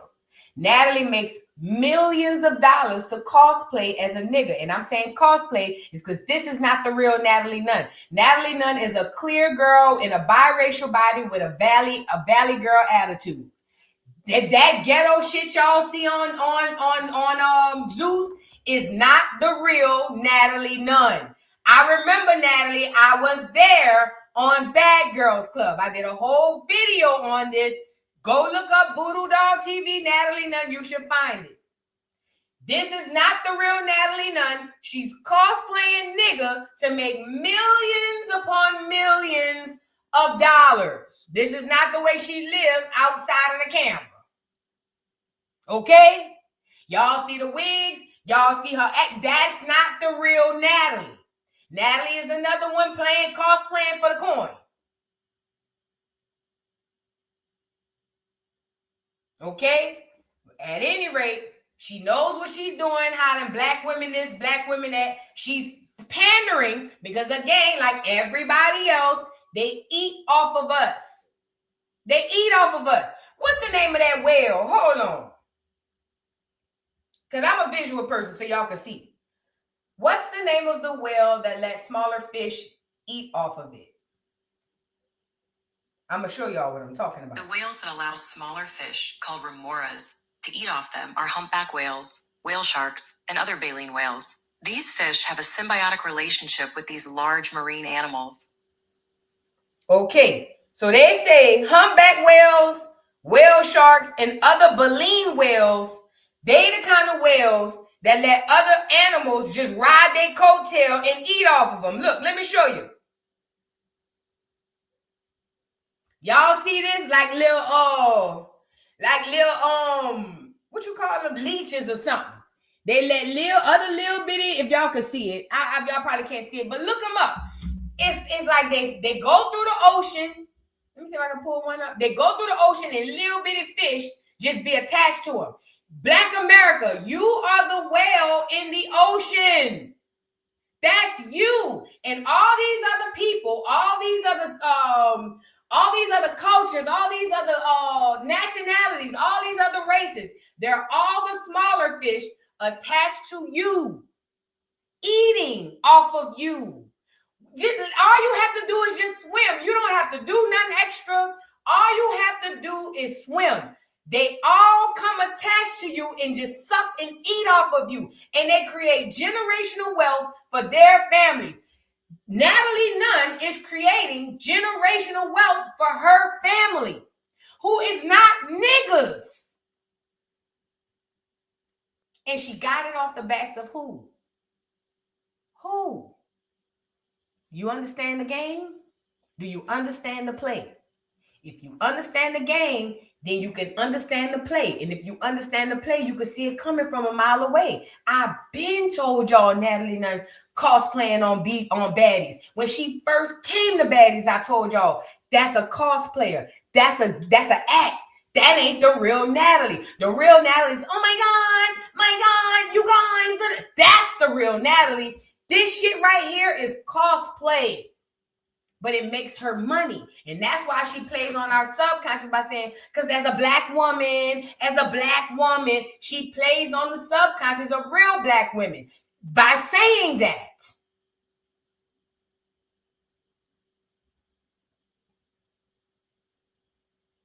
Natalie, you looked a mess because you was just a mess.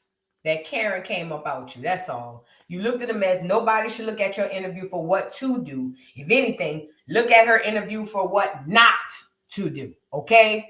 Just the way you study people on what to do, Black America, remember this. Start studying people on what not to do. I learned that as a little bitty girl. I study right and wrong. Yes, I do. I study right and wrong. I don't turn my back to wrong. I want to see it. I want to see how it started, how it came about, how I got to here, and how I went left. I study wrong like I study right. Yeah. That girl is cosplaying, and I'm telling you now, she been cosplaying and made millions upon millions of dollars off the back of us. And it is what it is.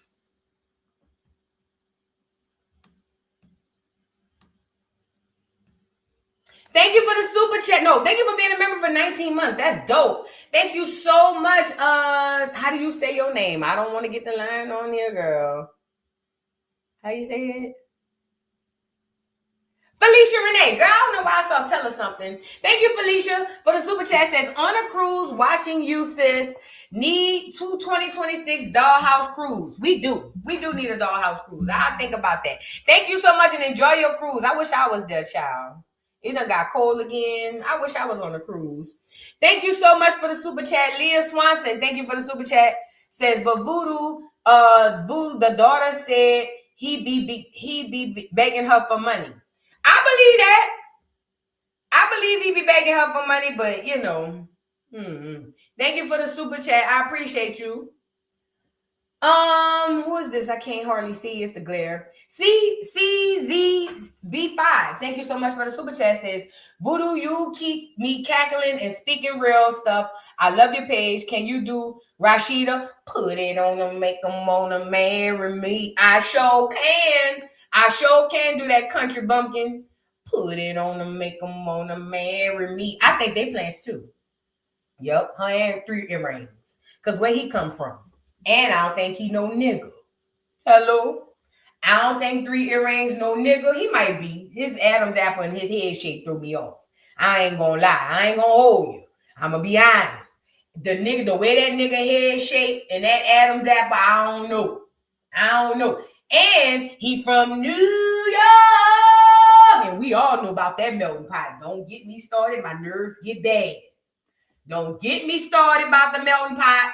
My nerves get bad. So at any rate, we don't know what's going on with 3 earrings,